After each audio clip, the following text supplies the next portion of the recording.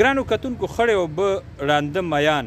د دې مصداق دا چې موږ تاسو ته څه ښیو نو چې کم طرف ته نظر اچو هغلته دا صورتحال دی. دا د نوښار د ټولو نه اهمترین دفتر دی، د ټولو نه غټه اداره ده. دلته زما د نوښار د کونډو رونډو یتیمانو ځوانانو او د هغوی امانتونه دي د ځمکو کاغذونو په صورت کې، او دا ډېر حساس نوعیت دفتر دی. افسوس دا دی په دې دروازه باندې یو سیکیورټي ګارډ نشته. د خپل انتظام د محکمه مال چې کوم یو ملازمي هغه وي اپې شته. د انتظامیې نه د غوښتو باوجود دلته تر ننه ځای ډېر دی، د رهایش ځای شته، سیکیورټي ګارډ نه ورکول، دله سیکیورټي نه ورکول، پولیس نه ورکول. دا ځان له خپله یو المیم ده او یو سوالیه نشانم دی. دا د جی ټي روډ په غاړه پروت دا غټ دفتر دی کې چې دا نن ایرې پرتې دي او د خلقو د کروړونو روپو د جایدادونو کاغذونه ایره شوي دي. د حکومت د کروړونو روپو، د حکومت هغه کروړونه روپۍ چې کوم ایره شوي دي، نو د هغې حشر به هم تاسو ته ښیو. موږ لږ دننه ورځو او بیا به هلته خبرې کوو. السلام علیکم ګرانو کتونکو، زه یم تفهیم. ګرانو کتونکو، نوښار کې ډېر اهم ځای کې ولاړ یم. دا د نوښار هغه کم ځای کې چې د نوښار د قیمتي اثاثو ریکارډ، د نوښار د ځمکو ریکارډ، د نوښار د خلقو د بچو مستقبل، د نسلونو مستقبل، د هغې هغه دفتر و. دا ډېره غټه پټوارخانه په پیرپای کې چې کومه جوړه شوې ده. او تیرو ورځو کې دلته یو واقعه وشوه، دلته اور ولګېدو. د هغې وجوهات، اسباب دغې حوالې سره ما ویمې چې تاسو سره څو خبرې وکړم. د هغې ګند لا تر اوسه پورې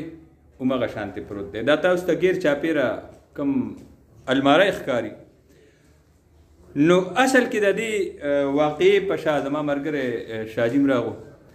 د دې واقعې په شا څه ډېر غټ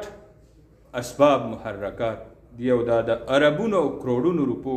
ګپله او د سنګینه دهشتګردي دا ټول قوم سره شوې ده، او دا د دې قوم نسلونو او بچو سره شوې ده. خو افسوس دا دی چې تر ننه پورې د دې حوالې سره نه څه حقیقت. دلته خو په پاکستان کې خو د ډېرو غټو غټو واقعو هغه حقایق او هغه فیلونه هغه مونږ کتلي دي، دفن شي نه ښکاري. مونږ به د نوښار حوالې سره خبره کوو. نو دا غټه پټوارخانه د دې واقعې نه مخکې باقاعده ډیمانډ شوی و د دې ځای د سیکیورټي دپاره، دې ریکارډ مرتب کولو دپاره، او دا کتابونه او دا کاغذونه جوړولو باندې کروړونه اربونه روپۍ خرج شوي دي، خرج شوي. او بیا د دې د سیکیورټي دپاره باقاعده مطالبه شوې وه، او مطالبه هم دا وه چې دلته د چې څه شوي دي نو د دې خطره ده. نو دومره غټ غفلت نه پس لیټر شته، ډیمانډ هغه لیټر شته، بیا هر څه موجود دي، ریکارډ شته. او د دې نه پس د دې واقعې نه پس بیا څه کاروایي، د چا خلاف کاروایي وشوه، چا ته لاس واچولی شو،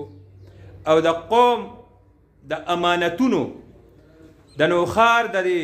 کونډو رونډو یتیمانو مشرانو ځوانانو د دوی د امانتونو د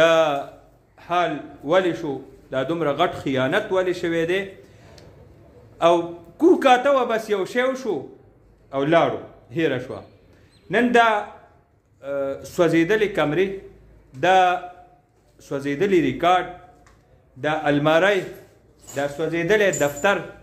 اوس هم دلته کې پټواریان ناست دي، خپل کارونه کوي، هغوی خپل همت کوي، خپل کار کوي.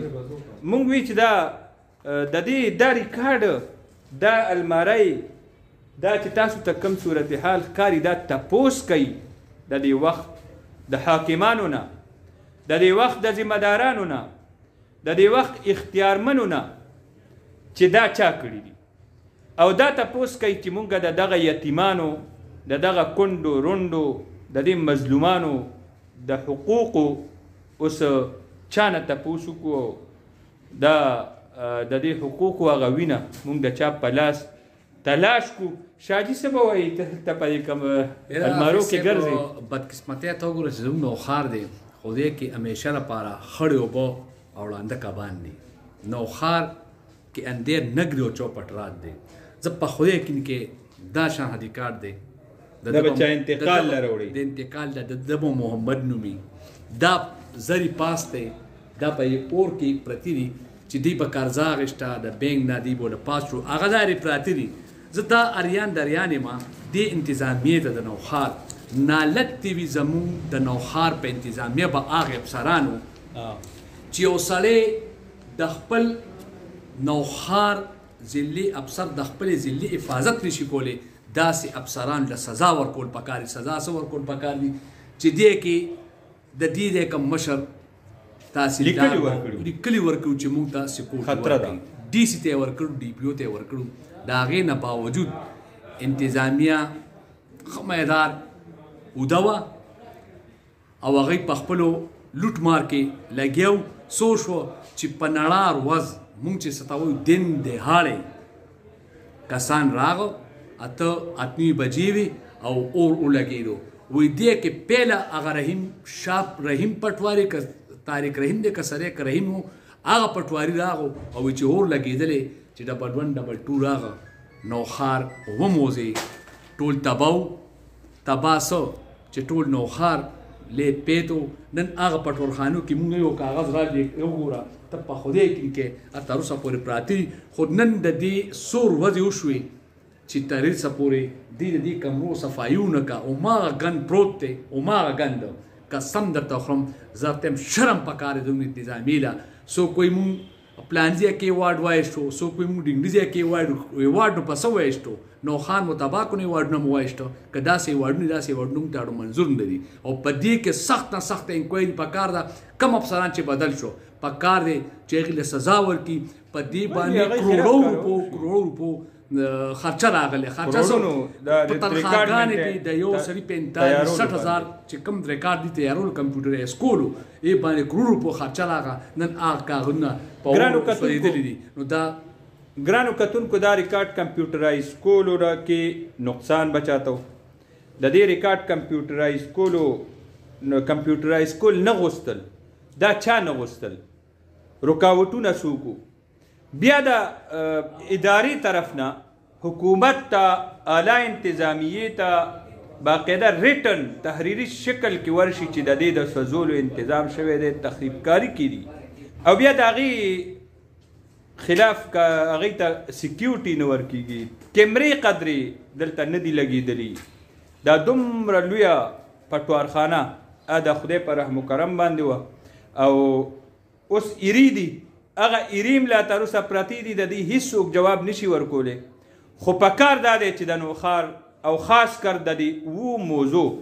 چې کوم خلک دی اوه موضوع دی کې سوځېدلي دي خاک شوي دي دی له پکار دا دی چې د دې تپوس وکړي او جواب هغوی وغواړي مونږ هم یو سوال وکړو مونږ هم جواب غواړو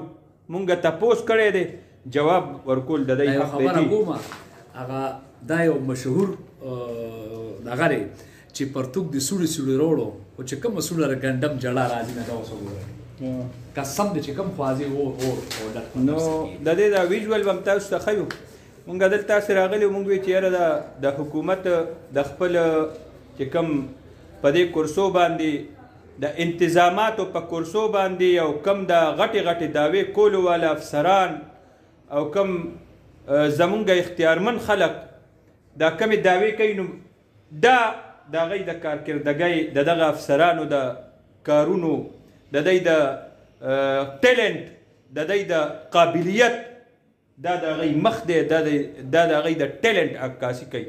سوال په تاسو پرېږدو